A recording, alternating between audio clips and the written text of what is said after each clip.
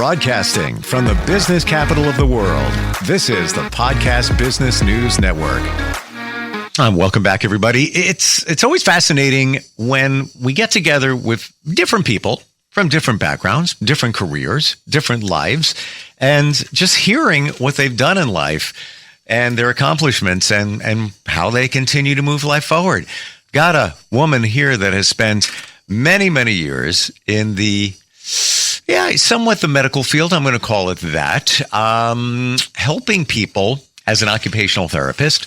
And she's done a lot. She really has. So we're going to learn about her career, but also her passions, which I'm intrigued. One of them being travel. Just amazing, of this wonderful woman who started her career back in the mid-'60s. I can't even believe it goes back to that time, because she sounds like she's half that age right now.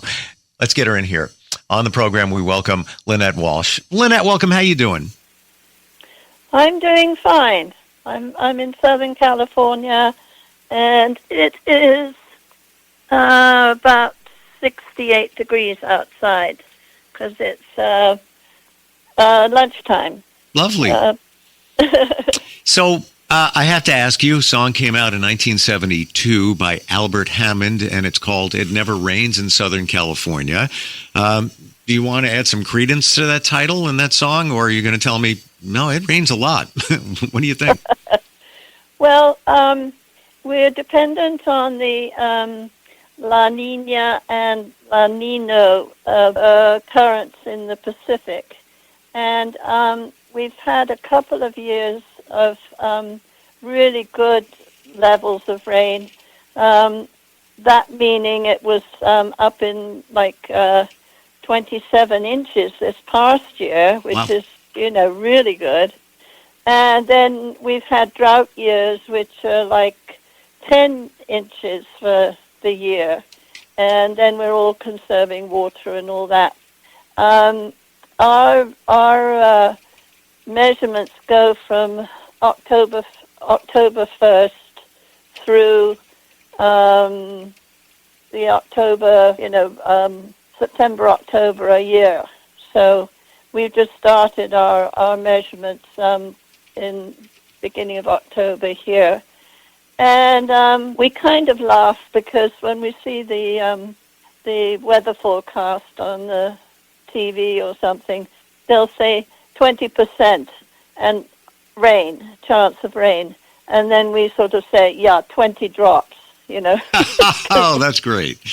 Oh, I love that. Because of the mountains and the hills and the terrain here, we talk about microclimates because you can go. I'm right near the San Gabriel Mountains, and I'm at 1,600 feet above sea level, and the mountains go up to Mount Wilson, which is 5,000 feet above me, and it's about, as the crow flies, if you go up, it's about 3 miles above me. So that affects television and everything, all the signals. I have to have cable because all the signals go right over me. And otherwise I get snow on the TV. Well, you know what? We have an email from somebody asking a question about your career, but I'm going to put that on hold for a moment because, we're talking about rain and location, climates and such. I want to focus on your passion, and that has been traveling to many countries, 122 or 3. Am I right about that? Yeah, 122. Wow. I want to dig into that because I just find that just amazing. Of course, you visited all 50 states, the Arctic, and 7 continents, or more than that? Yes. Incredible. The Arctic and 7 continents, yeah. Top 3 places that you would visit again, what would they be? I'd love to go back to China because I went there in the 1980s, if you can believe that. And so much has changed. And one of the big fascinations for me there were the terracotta warriors in Xi'an. And they had, this is back, 1983, they had built the biggest single-span building in China, if not in the world, so that they could do the dig undercover. And when we were there, they had only found the soldiers. They hadn't found the horses and the carts and the other things that are so fascinating, because what they were doing was providing an army to protect the protect one of the important people on his way to the underworld, and that was how that came about. And the warriors are just incredible. They're life size. They all have different features, so you can tell that the craftsmen modeled them from actual people, because they are different features and different faces and different physique kind of thing. So I suppose it was an emperor that would have been buried in, and there's a big mound nearby, and they haven't actually, when we were there, they hadn't actually opened it yet, but they had done sort of X-ray and stuff like that to see what was inside. So they kind of know what was going on, but they were so surprised to find all these incredible statues. And so I'd love to go back and see that. They did bring some of them over here to Southern California to one of the museums, so I did see some of them in actual, real life. The other place I'd love to go back to is Costa Rica, because my late husband and I, we were on a cruise, and so we decided to do a bus tour so we could see as much as we could of the country. But we didn't really go to some of the more interesting places like the jungle parts of it, which are so famous, and the rainforest. So I would like to go and see that. A couple of places I have not been to. I tried to go to Madagascar twice so far, and next year I think I may be able to make it. We were on a cruise ship in the middle of the Indian Ocean, and we were supposed to go to Madagascar, but we couldn't go because they had plague at that port, at that part of the island. And if a ship went in there, then they were persona non grata for the rest of the world. They would have been contaminated. So they didn't go there, and we went to some other islands which weren't so much fun. But Madagascar is huge. I'd love to go and see that.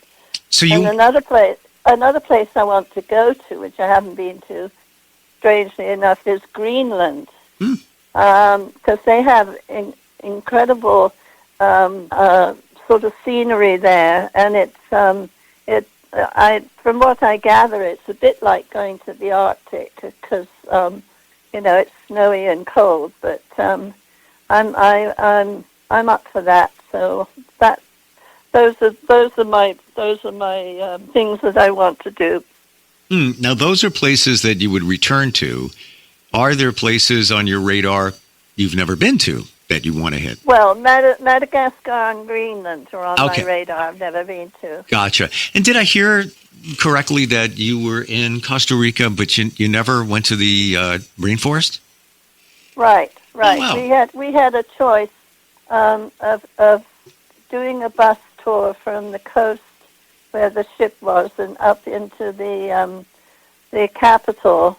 So we saw a lot of the countryside, and we saw a lot of the businesses and things that people were doing, and of course the souvenirs and stuff like that, which is a lot of that are handmade. And I always think those are kind of fascinating. But I would like to spend more time and visit the rainforest, because that's a whole different area of the country. What is the most remarkable thing or the biggest surprise of something you saw while you were traveling? Well, I had a couple of things. I was just thinking about that. A couple of summers ago, I was in Central Asia, the stands of the Silk Road, and we were in Uzbekistan, and we came into the hotel, and we were a big crowd in the lobby and everything, and our guide was trying to get us organized and everything, and we had to hand over our passport. And I didn't hear the bit about him saying, come back in a couple of hours and pick up your passport. I happen to have two passports because I have dual citizenship. So I was using my British passport. And then the next day, when we were on the bus, he was talking about, do you guys all have your passports? And I thought, well, no, I don't have mine. Don't you have it? And he said, no, you were supposed to pick it up. And I thought, oh, Lord. So anyway, they were able, we're on the coach. We're on a 4-hour trip to our next destination. And he was able to phone the hotel, and yes, my passport was there. And I thought, oh gosh, what do we do now? So he said, don't worry about it, because they have a courier service. It's actually a taxi, but they have a courier service that goes between the towns. And so the courier would give it to the courier, and they would bring it to our next stop. And it would cost me the Uzbeki money about $12. And I thought, oh my gosh. So we get to the next stop, and here we are in a public parking lot. And the guide meets the courier, and here he is with my passport in his hand, not even in an envelope or anything like that. So we had the guide hands him the money. He gives me they give him the passport, and comes back on the bus and said, here you are, here's your passport. And I thought, oh gosh. Wow. What a relief. Wow. It's scary when you don't have your ID, right? Oh, yes. And you know, especially when you've got two of them to track. The other amazing thing that I think I did mention, which just still lives with me, it's an incredible moment. We were up in the mountains in the Central Asia. The mountain ranges are incredibly beautiful. They're so different from whatever other parts of the world that I've seen. They're different rock formations and fantastic colors and stuff. We were up at 9,000 feet, and we were staying in the yurt camp, which meant that we, and of course, the yurt I was in, my roommate and I, was the furthest from the outhouse. And of course, at 3 o'clock in the morning, guess what? I had to go and do my thing. And so I got out of the yurt. Closing the door was noisy, so I hope I didn't wake my roommate. And had to dash over to the outhouse and back. And when I came back, and of course there was a really cold wind at that time of night, and being that high. And when I came back, there was, I know it was Tajikistan, because I think I mentioned one of their big national businesses is raising horses. So they let the horses graze at these high altitudes.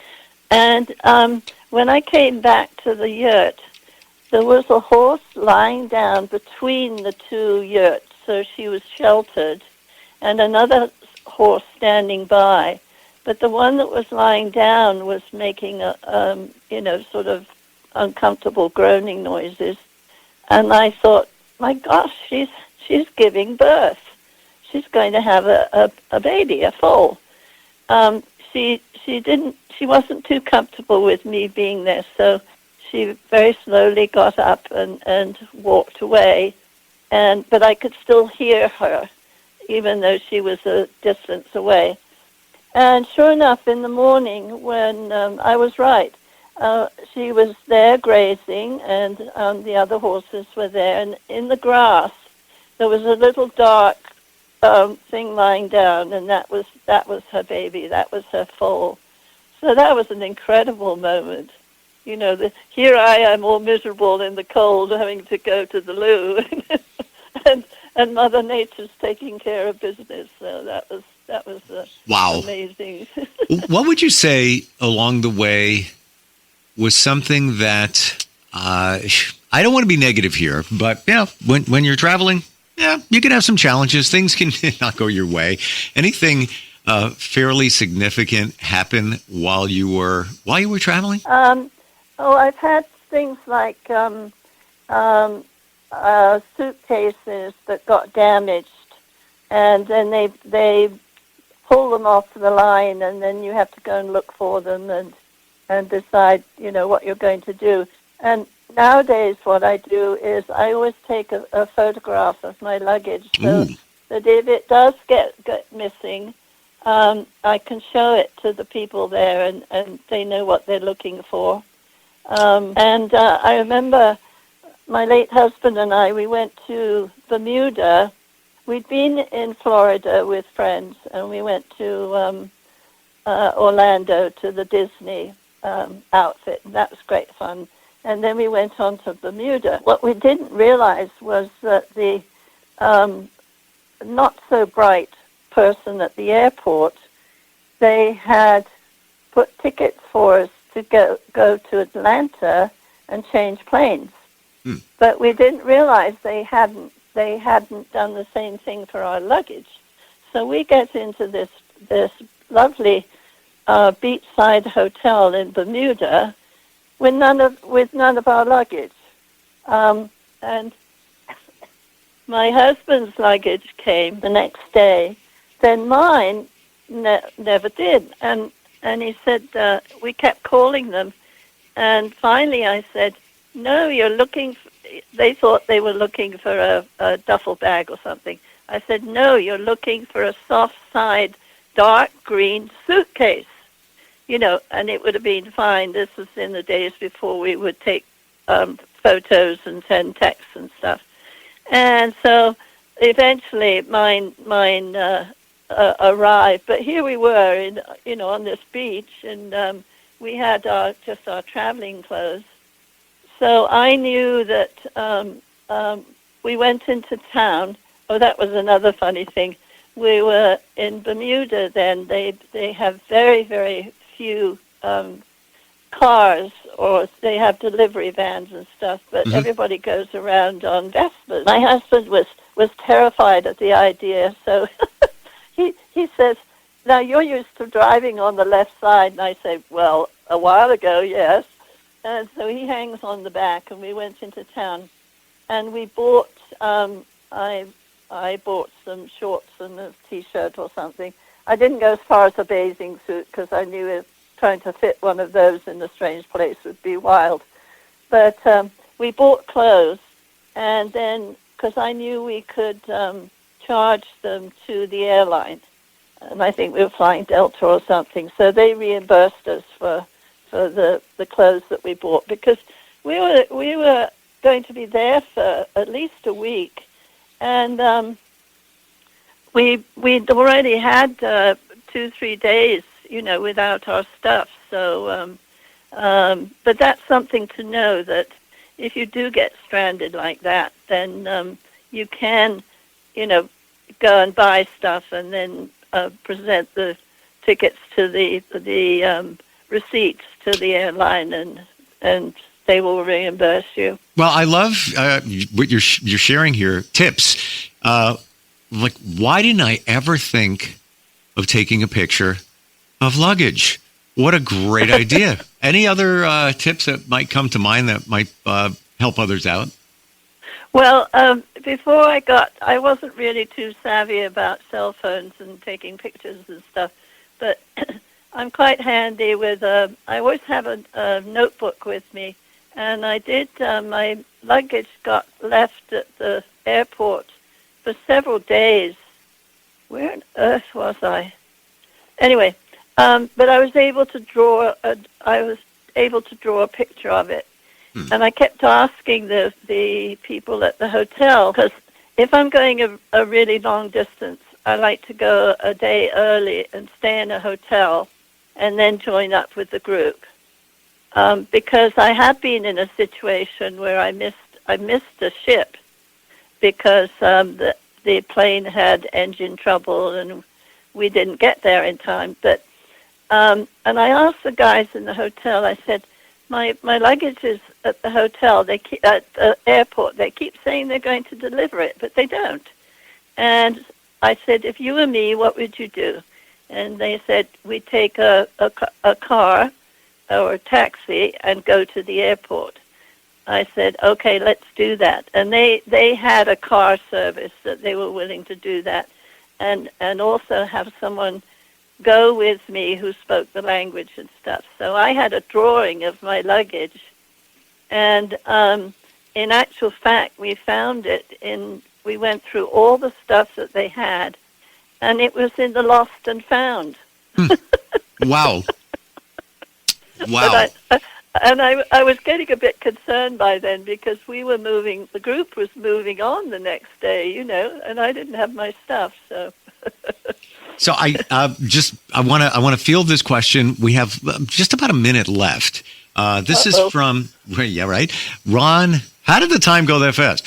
Ron is in Raleigh, North Carolina, and says, "What is the difference between an occupational therapist, which is what you did for many years, and a physical therapist?" Oh, well, we always used to laugh about. Well, the OTs do the top half of the body, and the PTs do the lower half of the body, and we argue about the middle.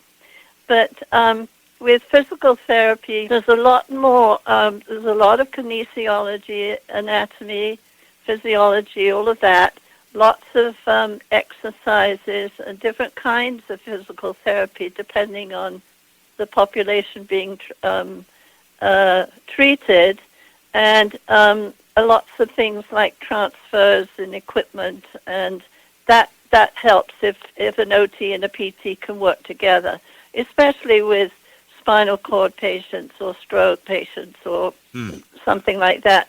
With OT, we have a lot of the same anatomy, physiology, psychology of the upper part of the body and the hand and the arms and the rest of it. And we do a lot of activities of daily living. If you've got a paralyzed arm, how do you do things one-handed? How do you use, if you've got limited energy, can you do different body positions so you don't get so worked out, doing things sitting down, or doing things in small increments of time so you don't get wiped out as far as your energy goes. And planning it towards the goal is what is the plan for that patient? Are they going to be in an assisted living or a nursing home, or are they going to be at home? And training caregivers, whether they're family members or an agency. So there are lots of common ground between PT and OT, but the training is quite different. So wow, thank you for that. And by the way, you mentioned Bermuda, one of my favorite places. I've been there. I'm blessed to have gone there. I over the years, probably 6 times, maybe 7, somewhere around there. It's a wonderful place. And it's funny you talk about transportation. I would never get on one of those scooters, and it's kind of the only way you can get around. And so many times I would be hanging by the beach, and invariably you would hear a siren. And right away, you know where the ambulance is going to pick up somebody from one of those. Yeah. So wonderful talking with you, Lynette. What a life. And it continues. and just refreshing the information you have and the insight, especially, your career, but also the travel. And I appreciate you. Thank you so much for being here today. Well, thank you. I enjoy these sessions. They're great. Same here. You inspire me to travel. Costa Rica is on my bucket list. Haven't been there, so I'm going to circle back to that. And pick your brain on some other places next time we get together, if we could do that. Yeah, and some of the groundwork that you have to do beforehand, because traveling is it's like learning a new skill. You have to know how to do it. Well, I just learned from you taking pictures of your luggage. I can't believe that I didn't even think of that, but what a great idea. All the best. Happy Thanksgiving, and we'll catch up soon, okay? Great. Thank you. Happy Thanksgiving. You too.